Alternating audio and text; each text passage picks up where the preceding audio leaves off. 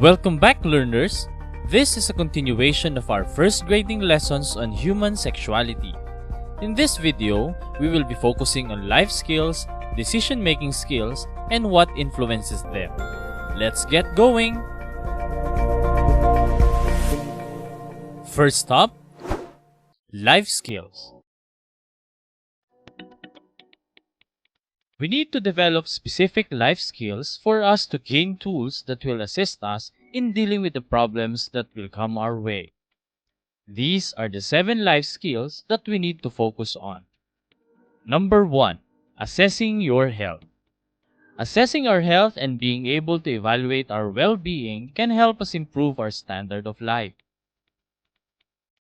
A healthy body plus a healthy mind equals a happy life. Number 2. Making good decisions. We also need to be able to make good decisions. This means that we should know how to assess a problem, look for solutions, and be responsible for the outcome. Number 3. Communicating effectively.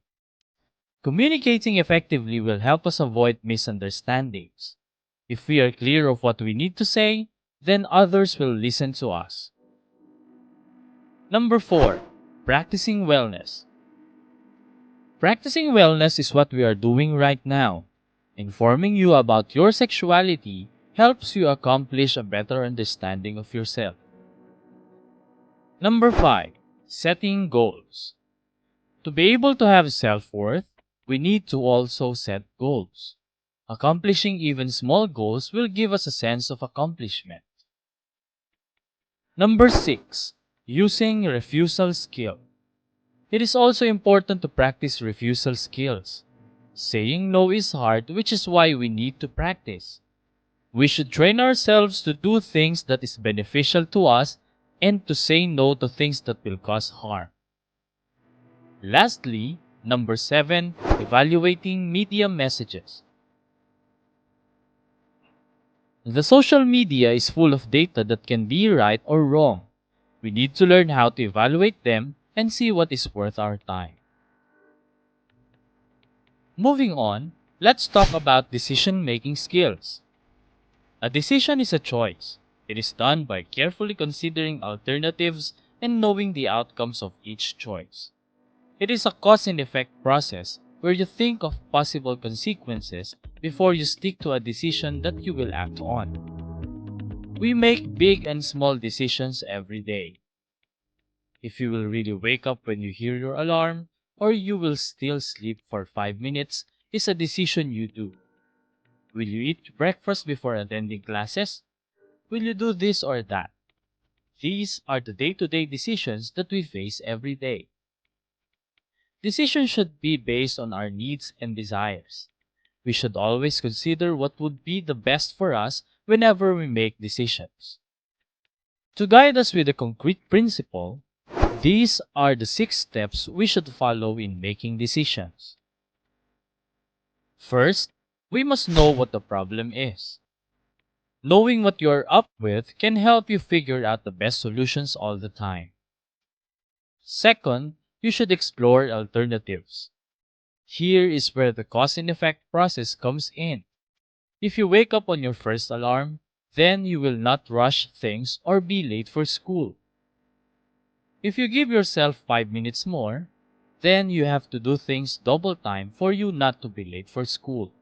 Or, you might also oversleep and be late for school or not be able to attend at all.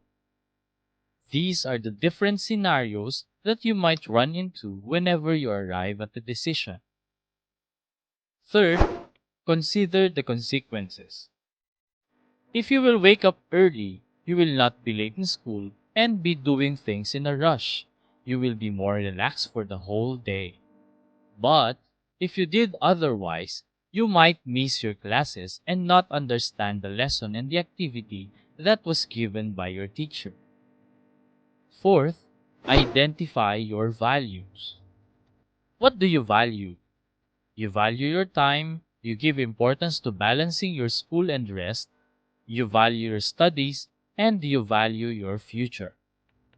Then, Considering all these things that might happen, you can now decide. After that, you need to evaluate. Did it help you? Did it not? Will you do it again? Or maybe do the other alternative tomorrow? Decisions we do every day reflect our personality and our behavior. We should be able to develop this as we grow older. And these decisions are guided by how we are brought up in our family, our spiritual standards, how we are with others, and how we are with ourselves. These are the things that influences how we come up with decisions. Influential factors. Our family is the most influential factor in our lives. We act outside of our homes, showing off how our family is like, how we are trained to act and think, and how we socialize with others. We are also influenced with the culture we grew up with. These are set of norms and standards that is accepted in our society. For example, in our country, we value extended families. We live with grandparents, uncles, and aunts, and cousins in one house. It is also normal that the children live with their parents until they are old. In other countries, it is a practice that they go out of their parents' house when they reach 18 years old. Peer pressure, as what we call it, our friends also have a great impact on how we view things around us. We adapt ourselves with how our friends think and act as well. Today, media also plays a big influence on our lives.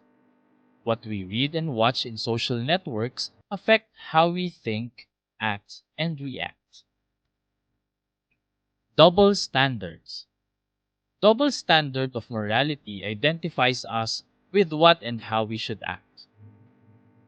These are dictated by our society, which is why we try our best to always act according to it. Here are some examples of double standards. Boys have later curfews than girls. It is because we see girls as a weaker sex and that they are more in trouble at night than boys. But that is not the case. Both boys and girls should be always safe. When we see a philandering man or a babaero, we say it is okay because he is a male. But if a woman is philandering, we judge her as a masamang babae right away. This should not be the case. Philandering is bad for both men and women. Men who are housebands or stay-at-home fathers are branded as underdesaya or walang kwentang tatay.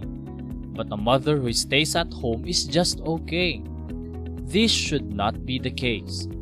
Both father and mother should help in household chores and should work towards giving their children comfortable life. Identity crisis. What we want to avoid right now is for you having an identity crisis. It is why the focus of our lesson is how you will understand yourself and improve your personality. The personality that you are creating will reflect your characteristics, traits, and beliefs. You are now creating your identity. In doing this, you are building up your character as you develop yourself, handle your emotions, and decide on everyday choices.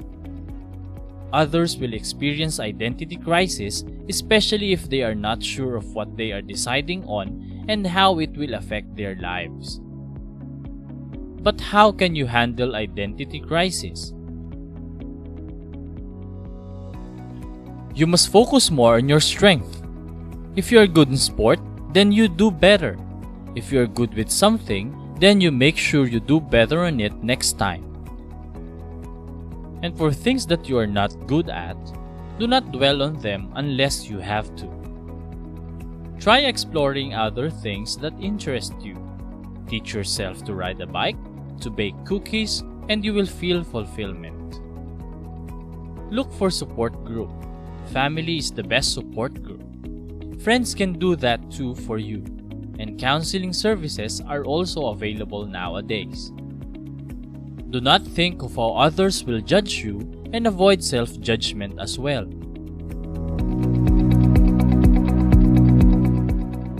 As a final note, you must always work on your values. These are your beliefs and will help you understand yourself better and guide you on your decision making. Be influenced positively and be good influence to others. You are maturing. You might have different values and principles with others, and that is okay. Social norms and standards may affect you, but your values will affect the decisions you make. So, make better ones. Your sex should not limit your interests. You can be a pilot even if you are a woman, or males can also be chefs too. You can choose whichever you want to do for as long as you are comfortable and contented with those choices. And lastly, do not forget that human sexuality is the totality of being man or woman. It includes everything that makes you a male or female, your ideas, behavior, feelings, and judgments. Be who you want to be as long as you are happy. That's it, learners. We hope that you have learned something new from this video lecture. And as always, stay safe and healthy. Have a nice day!